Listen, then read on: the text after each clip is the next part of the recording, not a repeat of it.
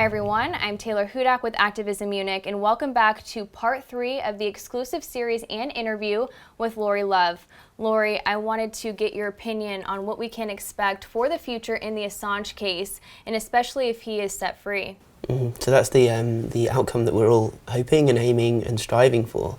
Is that Julian will not be extradited, that he will be, the extradition process will find again that it is unjust and oppressive or some other grounds that for him not to be taken to the United States and the horrific conditions that would await him there, and he will be freed after so much unlawful detention, 10 years, and that he will given safe passage, I think, back to Australia, which is his home country. And he will be able to continue to live and work, either in WikiLeaks or in some other capacity, and that WikiLeaks will continue to operate, and WikiLeaks is continuing to operate. It is not dependent on one person, but still we cannot have this one person being persecuted and oppressed to set an example that nobody else be so courageous.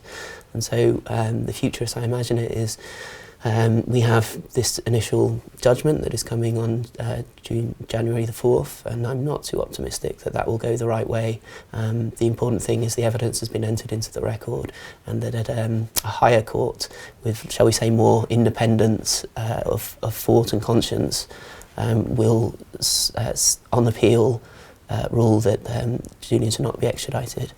And the alternative prospect is unfortunately barbaric, and so we have to keep imagining and picturing, not just passively but actively working towards an outcome where Julian secures his freedom, we secure his freedom, and not just this positive outcome for one person, but the principle and the precedent that sets, that the free press is inviolable, that there is not some line beyond which you cannot go when standing up to power. That just as with the Pentagon Papers, just as with other historical cases where truth has been spoken to power and the public has benefited from transparency, and an effort has been made to oppress and persecute those that were involved in that they will not be successful, and will continue to have a free press in this time when it has never been more important to have one. So on January 4th, 2021, as you said, the judge is going to make a decision, and there's two possible outcomes: that she either grants extradition or does not grant extradition.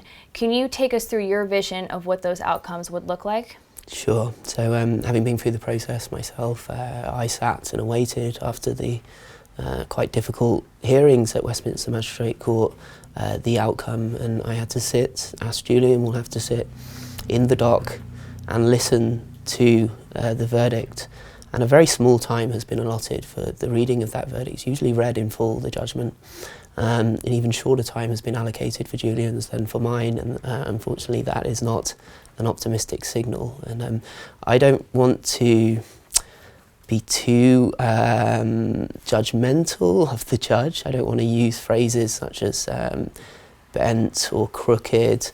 I will just use a metaphor, and that is, it's very hard to walk the right path when you're in the pocket of someone else, and that is what Westminster Magistrates Court historically has been.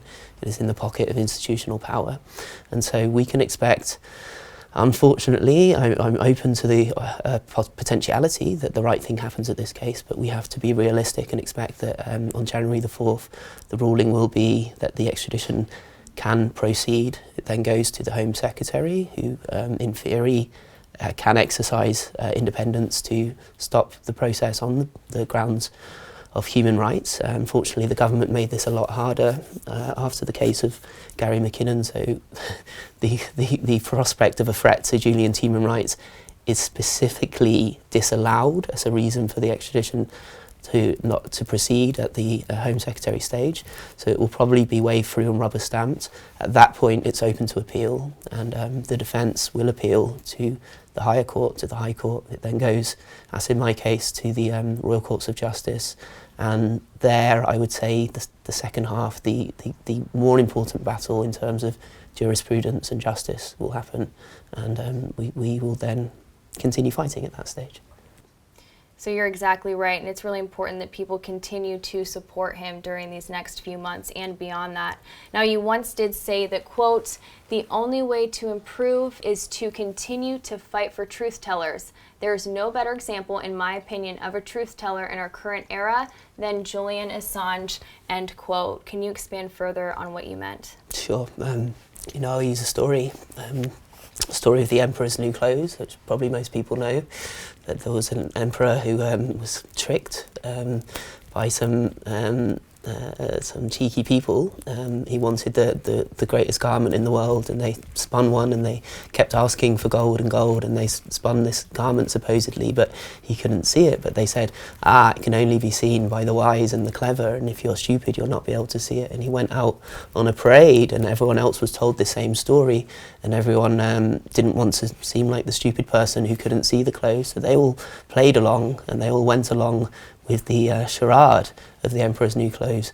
And it just took one person, one child, who didn't buy into this false consciousness to start laughing, and suddenly the illusion was shattered. And it's the same with truth in an age of media deception, in an age of false consciousness, where we close our eyes to the atrocities that happen in war, and we all play along as if it's okay, as if it doesn't affect us. It only takes some courageous people to break that illusion by showing us the reality, the grim and stark reality that we saw in the collateral murder videos, that we saw in the logs that showed the scale of the civilian casualties, that we saw in the documentation of the horrific atrocities at Guantanamo, to shatter that illusion and for people to be confronted with that reality and to face their own consciousness and their own role that we all play in this world. Governments do not act independently. Governments, although they can contradict the public, although they can act against the public will, they can only exist with the tacit support of the governed. And so we do play a role in whether there is justice or injustice, whether there is truth or whether there is falsehood and lies and cover-ups.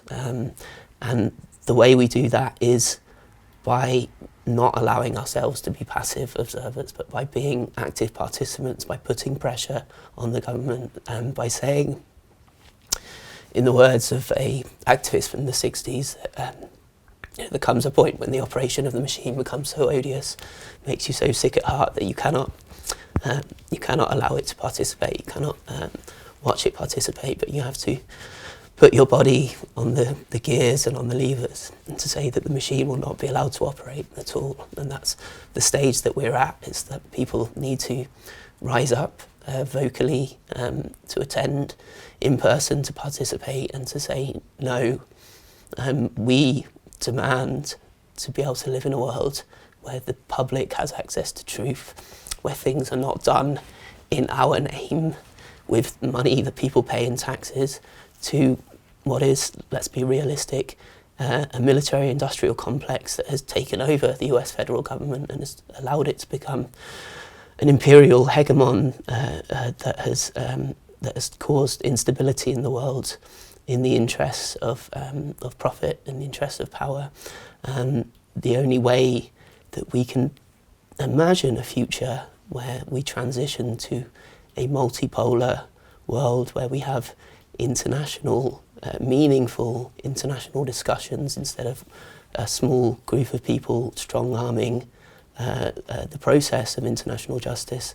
The only way we can have that is by fighting for organisations that enable the truth to be told, such as WikiLeaks, in my opinion, the prime stellar example of empowering people with the truth. And ironically, it's written in the lobby of an institution that, let's say, has not done very much to improve the world, the CIA.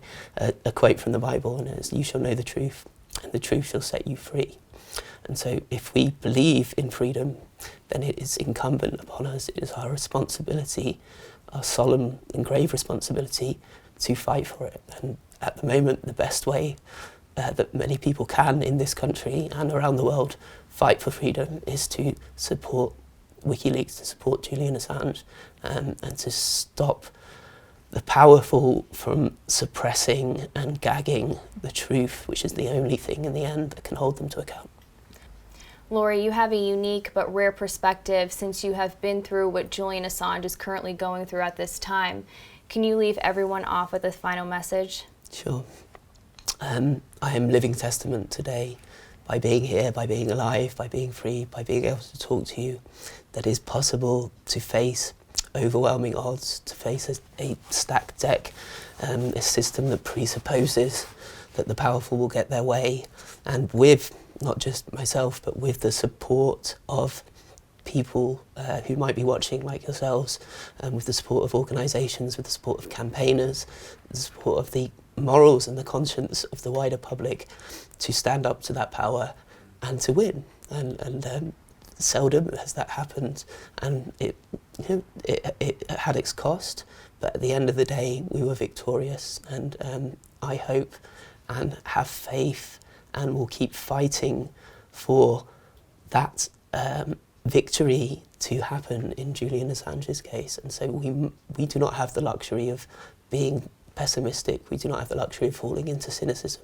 We must have faith and optimism that the right thing will happen, not by itself, but that we fight for it. In the Latin phrase that fiat justitia ruat coelum, that let right be done, though the heavens fall, and together we can do that. Lauri Love, thank you.